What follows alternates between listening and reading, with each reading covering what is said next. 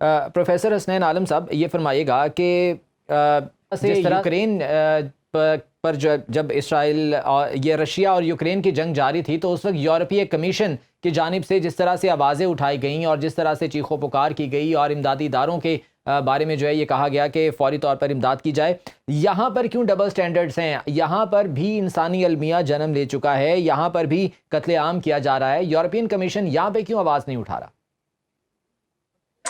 बहुत शुक्रिया। प्रोफेसर हुसैन आलम बोल रहा हूँ। ऐसा है कि यहाँ दुनिया की जो डुअल स्टैंडर्ड्स हैं वो नजर आते हैं आपको।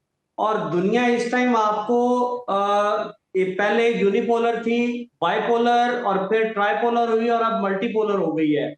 इसको जरा आप थोड़ा सा और समझिए। ब्रिगेड साहब ने जैसे बात स्टार्ट की है कि दुनिया के अंदर तासुब है, तो अभी तो मुझे लगता है कि यूरोपियन यूनियन भी एक अलहदा से पोल बन चुकी है। यूरोपियन यूनियन के रवैये, म्यार, बरतानिया के, अमेरिका के वो डुअल स्टैंडर्ड हैं। इस यहाँ पे शोहदा की तादाद 6,546 हो चुकी है। 10 लाख लोग बेघर हैं, 19,000 लोग जख्मी हैं, 2,704 लोग बच्चे जो हैं, 2,704 बच्चे जो हैं वो मर चुके हैं। 1,300 खवातीन है उसके अंदर। सेहत का निजाम बिल्कुल बर्बाद हो चुका है। तो और जेनोसाइड किसको कहते हैं? और हम बार बार, मैं चूंकि तारीख पढ़ाता हूं, तो मैं जब भी ये फलस्तीन की तारीख या इसराइल की तारीख देखता हूं, तो मैं समझता हूं कि ये हर 3-4 साल के बाद हिस्ट्री अपने आप को रिपीट क्यों कर रही है। इसलिए कि हमने फलस्तीन को, फलस्तीन का इलाका तस्वुर नहीं किया। हमने ये समझा होगा है कि ये चिरागा है, जहां तक हम खाते जाएं, पीते जाएं, फैलते जाएं, हमें कोई रोकने वाले ना हो। बात इस टाइम हमास की और इसराइल की नहीं हो रही, बात इंसानियत की हो रही है, बात फलस्तीनियों की हो रही है, बात इंसानों की हो रही है। तो ये इंसानियत का जो कत्ल है, इसको कोई भी सपोर्ट नहीं करता। अगर आप थोड़ा सा दो लफ्जों पे गौर करते हैं, तो ज़ायनिज्म और जुडाइज्म के अंदर जो फर्क है वो हमें जानने की जरूरत है। ज़ायनिज्म का नजरिया तो यही है कि एक ग्रेटर इसराइल की रियासत बनेगी, जिसके अंदर तमाम अरब के इलाके शामिल हैं। और अभी जब मामला सऊदी अरब के साथ चल रहे थे, तो आप उसके अंदर देखें कि ये मसला समझा जा रहा था कि ये सब शायद अब अरबों का मसला नहीं है, ये मामला सेटल और ठंडा हो गया है।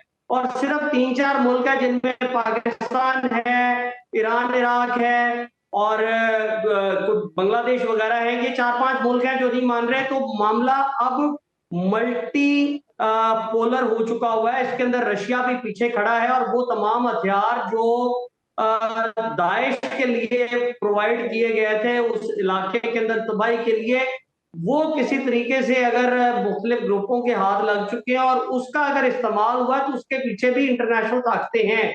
तो जो आपने बात की है कि यूरोपियन यूनियन या यूक्रेन के मामले में खड़े हो, यहाँ हमें डुअल स्टैंडर्ड्स नजर आते हैं। यहाँ मीडिया बाइकआउट नजर आता है, यहाँ सिर्फ एकतरफा रिपोर्टिंग नजर आती है। अल जजीरा को या पाकिस्तान के या चंद और इस्लामी मुल्कों के कुछ चैनल्स को छोड़कर बाकी जगहों के ऊपर लगता है कि जैसे सिर्फ हमास जुल्म कर रही है और इसराइल के साथ जुल्म हो रहा है, जबकि ये इंसान नहीं है।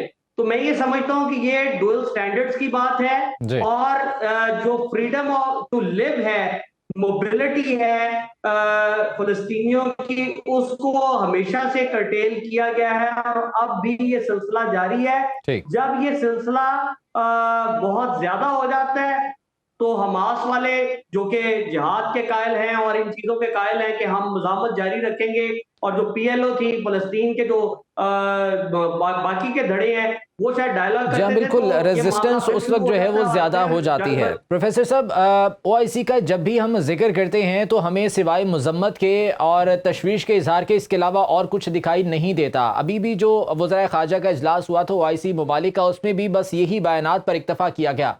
ओआईसी के प्लेटफॉर्म को क्यों यूज़ नहीं किया जा रहा है? क्या सिर्फ ज़ाती मफादात आड़े आ जाते हैं, या इसके बिहाइंड कोई और भी जो है वो चीज़ें हैं जिसके बिना पर ये ममालिक ओआईसी के प्लेटफॉर्म को यूज़ नहीं करते, आवाज़ नहीं उठाते?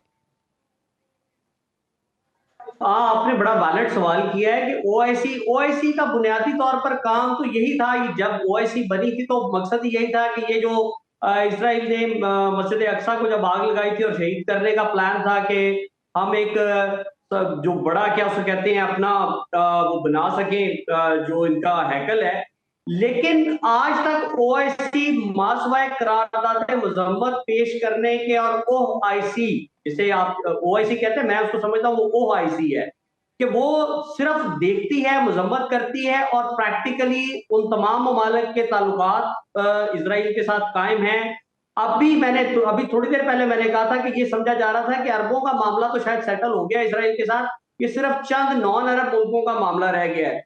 बात यह है कि फलस्तीन के मामले को लेकर या कश्मीर के मामले को लेकर या आप दीगर मामला देख लें, तुर्की में कब्रस का मामला था, साइप्रस का मामला था, उसके ऊपर आप देख लें कि कहीं पर भी ओआईसी वैसा स्टैंड नहीं लेती। उनके ताल्लुकात हिंदुस्तान के साथ भी बड़े अच्छे हैं, अरब मुल्कों के, उनके बहुत सारे ख्वाहिशात ये हैं कि इजराइल के साथ मामला सेटल हो जाएं और उसके बाद वो अपनी जो तिजारती मामलात हैं, जो अपने इलाके के अंदर ट्रेड है, जो अपने इलाके के अंदर यूएई खास तौर के अंदर ये चाहता है कि जो हमारी इकोनॉमी है, टूरिस्ट इकोनॉमी है, वो फ्लोरिश करे। और ये मामला जो है, इसके ऊपर कोई भी बात करने के लिए इसलिए तैयार नहीं है कि इंटरनेशनल सैंक्शंस लग जाती हैं, पाबंदियां लग जाती हैं, मीडिया भी खामोश है। तो ये तजारती मफादात हैं, माली मफादात हैं, सियासी मफादात हैं जो अरब मुल्कों के। जबकि आप दूसरी तरफ देखते हैं, आपको एक प्रोफेसर याद होंगे, एडवर्ड से, वो क्या उसे कहते हैं, ताल्लुक उनका यहाँ से था, फलस्तीन से थे और वो उसको ओन करते थे, प्रोफेसर थे अमेरिका में, और वो चाहते थे कि मेरा भी ये वतन है। अभी अमेरिका के अंदर मुजाहरा हुआ है जिसके अंदर यहूदियों ने, कई यहूदियों ने, और कुछ 13-14 रबी उसमें शामिल थे, कि उन्होंने कहा कि हमारे नाम पर आप फलस्तीनियों का कत्लेआम ना करें। तो मेरा ख्याल में कि जो हमारे ओआईसी वाले ममालिक हैं, उनसे ज्यादा तो इंसानियत रखने वाले, जुडाइज्म को मानने वाले जो हैं, वो शायद क्या कहते हैं, इस ज़ायनिज़्म की तहरीक को अपोज कर रहे हैं।